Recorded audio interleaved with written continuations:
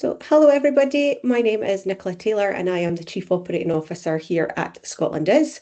We are the trade body and cluster management organisation for the digital tech sector here in Scotland.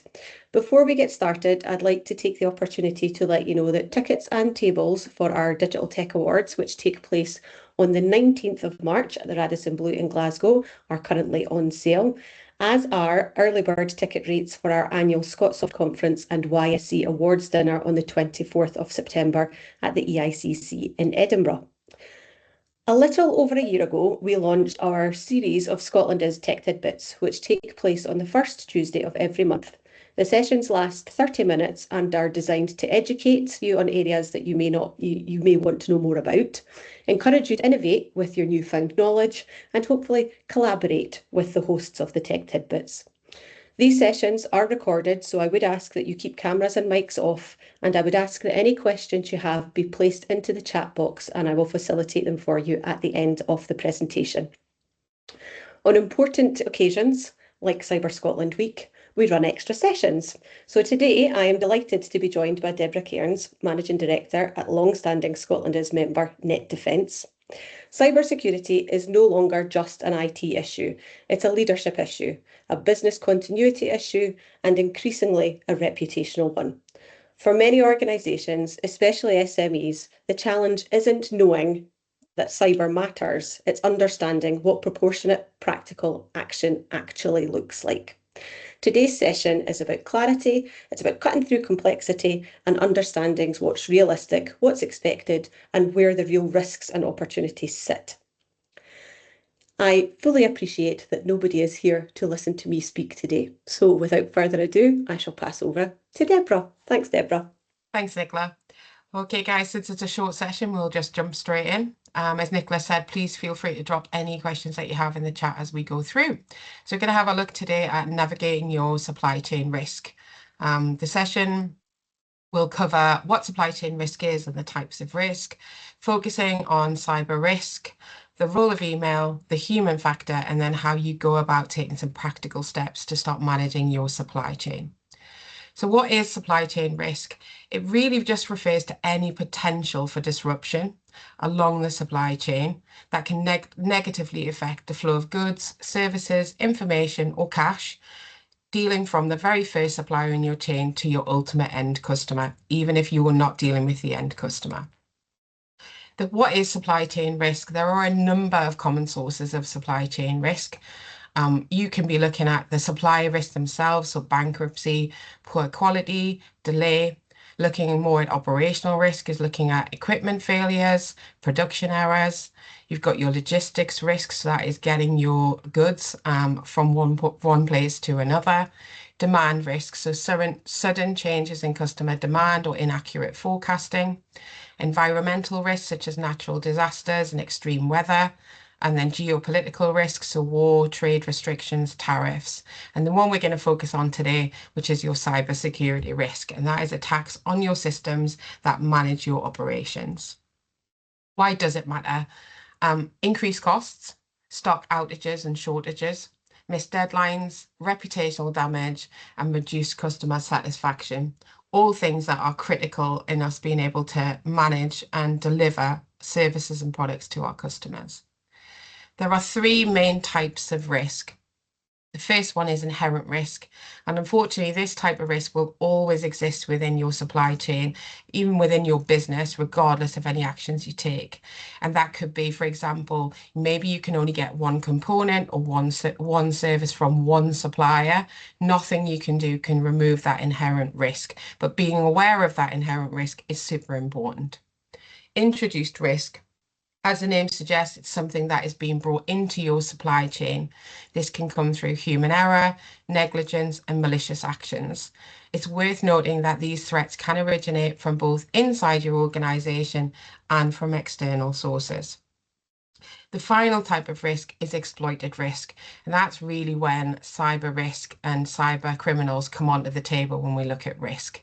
This is about when you have a vulnerability within your supply chain and it's actively being leveraged by cyber criminals to launch an attack, compromising your confidentiality, integrity, or availability of either your critical systems or the data that your organization holds.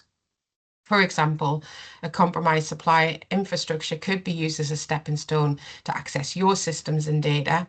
You could be the stepping stone to a bigger target in someone that's further down or further up your supply chain. And then another example would be unauthorized access. Hacker, the cyber criminal, can exploit weak credentials or can steal those to gain entry into your systems, or that potentially via a supplier that is managing your data and systems on your behalf. There are 5 types of main risk. We could write lists, to be honest. I've tried to keep it short today, so we're going to talk about 5. The first is third-party vendor system breaches. So that's when your supplier, who often have access to your network and your data, they become compromised themselves. And what it does is it allows the attackers access as a backdoor to your main organization. Malware and compromised software updates. So as we see more and more software updates, operating system updates, patches, firmware, they're being pushed out at a rate of knots to address the risk that is coming from cyber criminals. But as you are applying these themselves can often be compromised, meaning that you think you are closing a door or a window that's been left open, but actually unknowingly you're bringing that threat straight into your organization. Weak security practices at lower tier suppliers. The smaller or the more distant that your supplier is away from your organization, it may be that they lack strong cyber security controls. Because supply chains have many tiers, a single weak link can be the damage to your entire ecosystem. So understanding those suppliers and where you sit in their supply chain and vice versa. Number 4 would be data leakage across interconnected systems. So supply chain partners often share sensitive data. How you share that data, either with poor encryption, misconfiguration, insecure file sharing, or even sending files and data to the wrong individual, all fall under that data leakage. And the final one is ransomware disrupting operations. Ransomware continues to be a significant risk across the UK and across the world. We're seeing large organizations hit, and I think sometimes we think we're small, so that's not a risk for us. I want to be clear that cyber risk doesn't discriminate by size, whether you're a one-man entity delivering a service or you're a multinational, the risk sits the same, and ransomware continues to be a really popular choice and tool of cyber criminals across the globe. The role of email. I think we all bear the pain that email brings us. So while it is great, we just have swathes and volume of email. And because there is so many email flying around, it continues to be the most common attack vector in the UK, in fact, across the globe. Organizations are relying on email scanning, antivirus software, firewalls, all this great technology to filter out, block, or remove these threats. However, that can really shift when a supplier's email account is being compromised, because the cyber criminal is then using a genuine email account that has probably interacted with your systems and your employees multiple times before it was compromised. These standard preventative and detective measures become completely ineffective. Consider this. You've received an email from a trusted supplier or client, someone that you talk to all of the time. Would you hesitate to open a document, click a link, maybe enter your login credentials to access a file? That's exactly what those attackers are counting on. Reported is that about a third of employees have admitted to missending an email. I'd argue that is a much higher number. If we take that in its baseline without making guesses on how many of us actually have sent an email to the wrong recipient, in a 500-person organization, that equates to around 340 misdirected emails. And in the same report, 84% actually contained sensitive information, whether that was information in the body of the email or attachments. So email continues to be the biggest way of cyber criminals getting access to your system.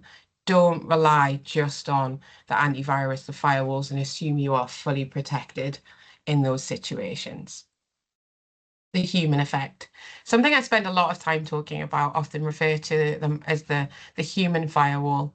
In 2024, 95% of data breaches involved a human, and 83% of organizations had experienced at least one insider attack. 29% of UK organisations spent over 800,000 per incident for remediation. As long as we continue to employ humans in our organisation, cybersecurity will continue to be a human problem. Humans are often seen as absolutely the weakest link, but with awareness, culture and design, you can truly make them your strongest defence. So how do we look at the human effect? Insider threats. So that is negligence or malicious action. So negligence is a careless user. Malicious is someone who's gone out with intent to cause damage to your systems, your data or your infrastructure. Proofpoint in 2024 reported 1% of users caused 88% of data losses. 90% of those incidents led to negative outcomes, 50% led to disruption, and around 40% of those who were part of that survey stated they had some type of reputational damage. When we look at malicious insiders, watch for the warning signs. Disciplinary issues, financial stress, could be someone who's acting out of character, understanding your employees and staying close with them, tightening access, in and around those types of actions that may be taking place in your organization, but understanding your people and making sure your managers are engaging with them on a human level, as well as looking at what they're doing within your organization in their business role. Credential misuse. Paths in continue to be phishing via email, credential stuffing, insider abuse, weakened shared passwords, and lack of MFA. Password reality check, despite us all banging the drum about how passwords are great if we use them right, we still see worldwide combinations of 1 to 9 being the most commonly used passwords. The real world risk is insider stealing and selling of credentials. This is where we are seeing individuals either within your organization finding themselves in really difficult financial situations, which case they are selling their access in return for cash.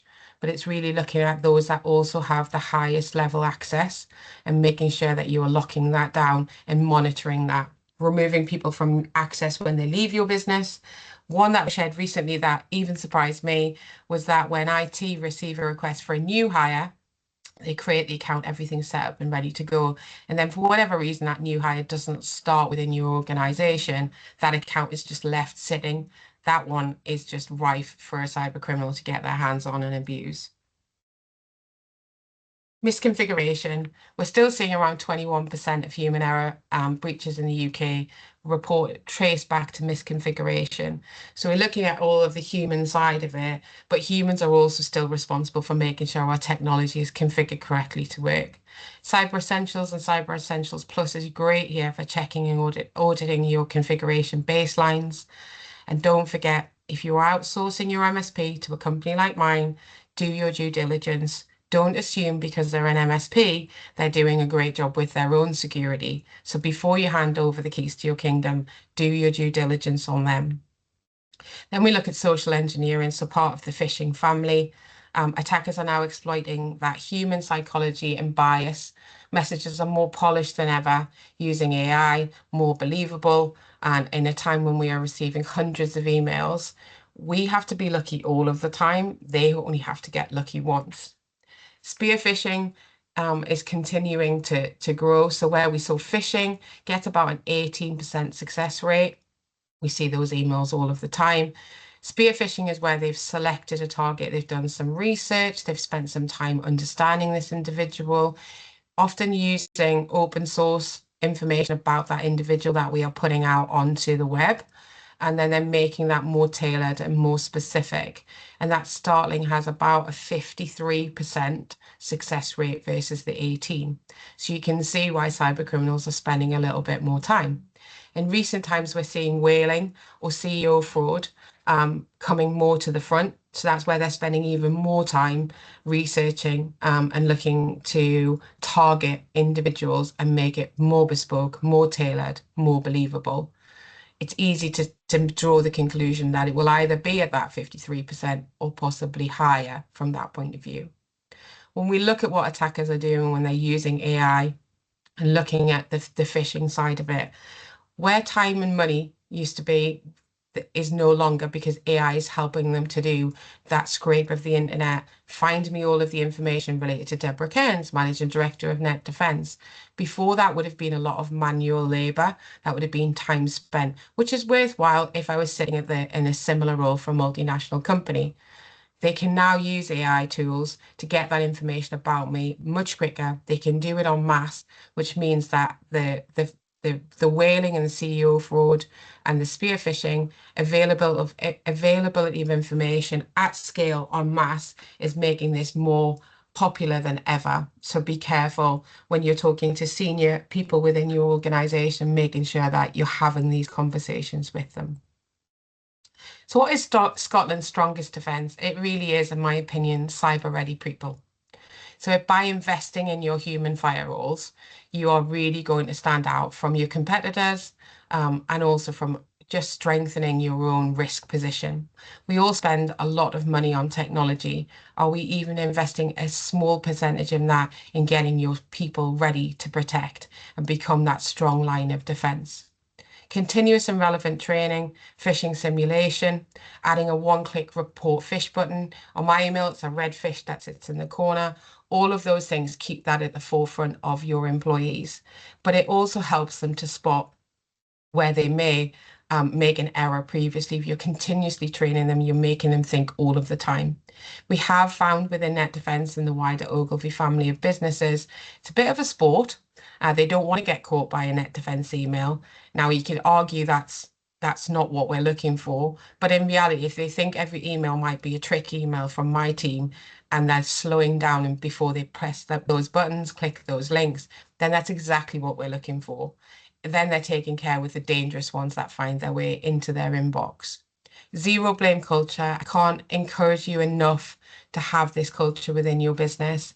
Encourages rapid reporting, learning. They don't feel like they're going to get into any kind of trouble. In fact, if someone reports clicking a link themselves, not only do we send them an email thanking them for reporting it, the managing director of the business they belong to also sends them an email to thank them. That message gets out very, very quickly of, I clicked a link, I did the wrong thing, but look, I didn't get in trouble. That really breeds the right culture across your organization.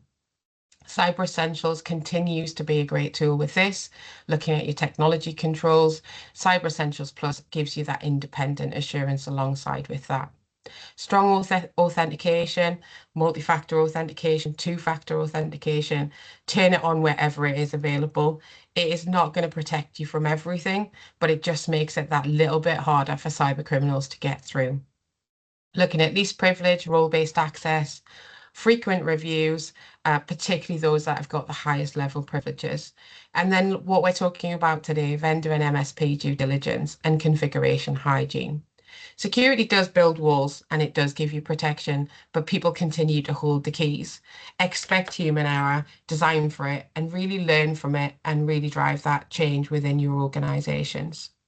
So let's take a little look in the last few minutes, so I give you some time for questions, in kind of how do you take a practical approach at looking at your supply chain risk management.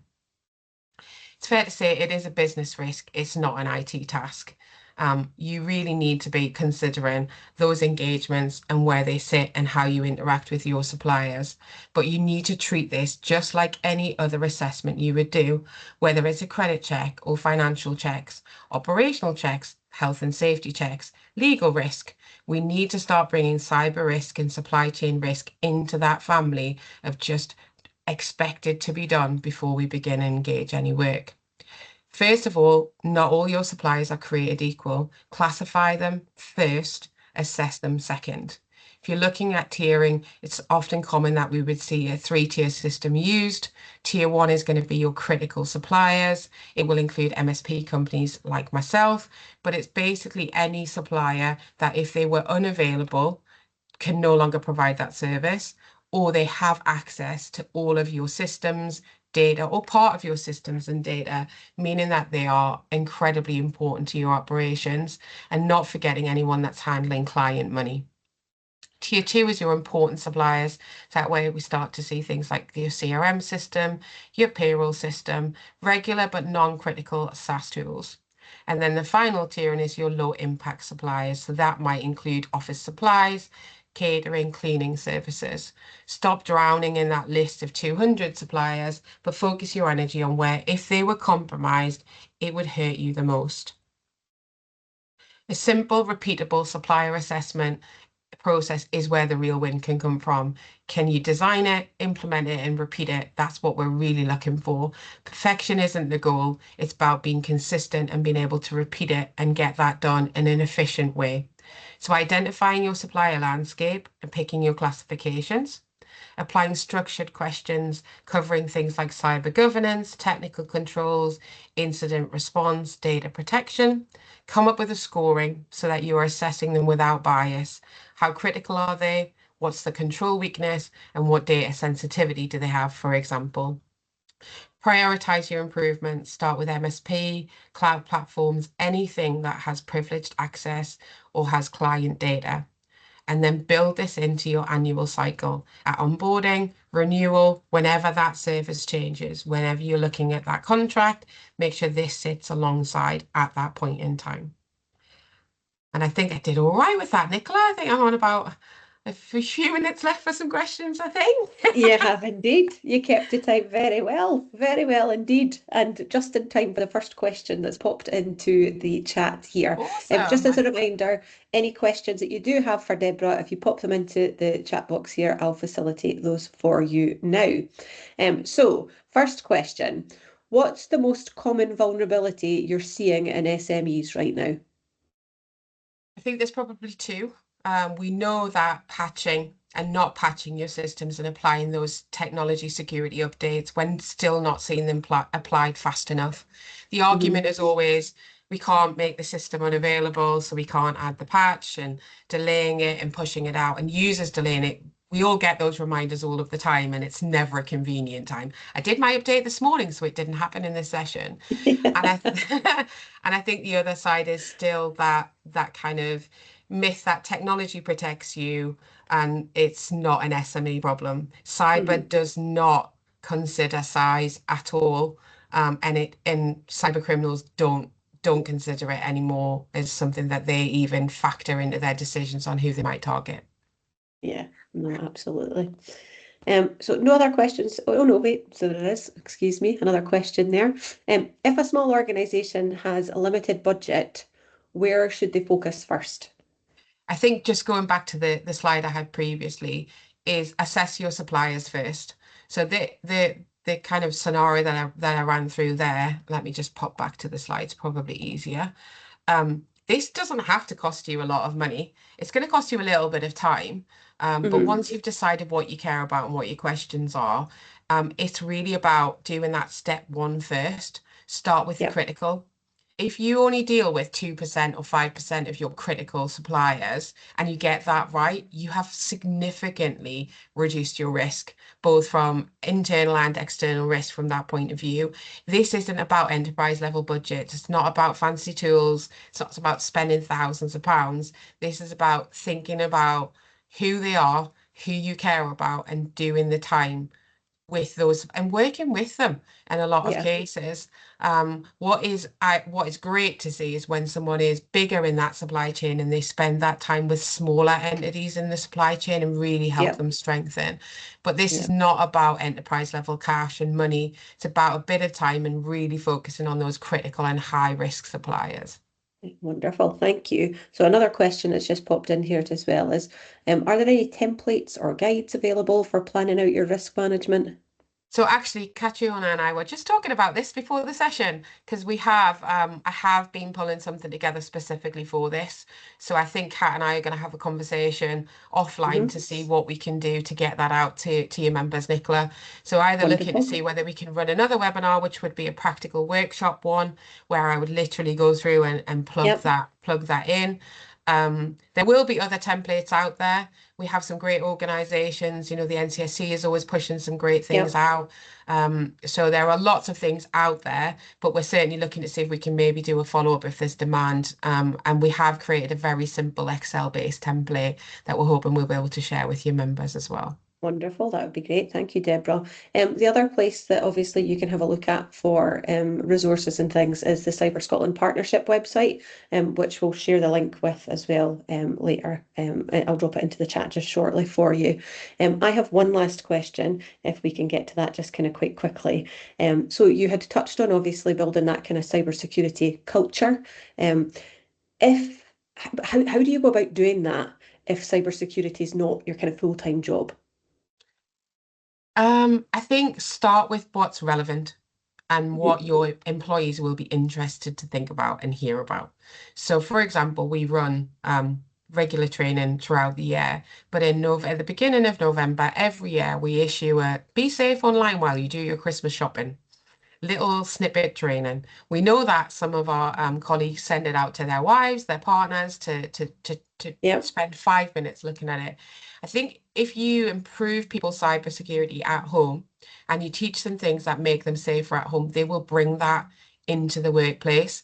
And by making it relevant and making it interesting, then you've got more chance of getting traction with your organization. Start small, go for the things that give you the fast return, but not a lot of cash. Educate them on better passwords. I mean, passwords, it's still the one that's absolutely free for everybody to use.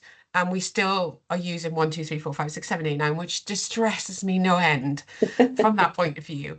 But I think start small, start relevant, and just gather interest. Because if your organization starts to talk about it, management will listen without a doubt. And I think it's just kind of getting that kind of momentum, but putting it hand in hand with a no blame culture, Nicola, because if they think they're going to get in trouble, they're not going to report themselves.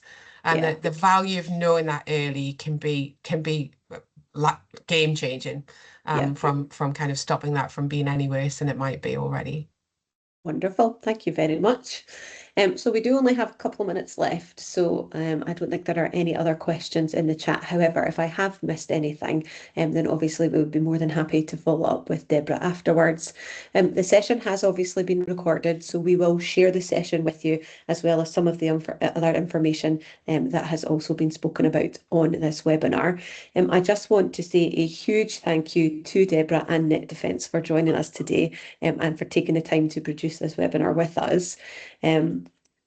One of the things that was chatted about on here, or Deborah has referenced on here, was the Cyber Essentials scheme. And I just wanted to take 5 minutes to let you all know that ScotlandIS are actually currently managing a fund on behalf of Scottish Government, which will allow all Scottish SMEs to access £1,000 worth of funding to help you achieve your Cyber Essentials accreditation. So I've just popped a little bit more information about that into the chat as well. And again, we'll share that information with you.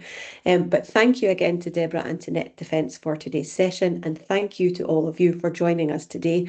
I hope that you continue to go to many more events across Cyber Scotland Week. There is an abundance of activity taking place throughout this week, both online and in person, including some more webinars from ourselves. We have a tech tidbit tomorrow around TikTok and another one again on Thursday. But please do check out the Cyber Scotland Week website as well, because there is a whole host of activity taking place across the rest of this week as well. But I'll finish with one last thank you to Deborah and to Net Defence, and hope you all enjoy the rest of your day. Thank you. Thanks, Nicola.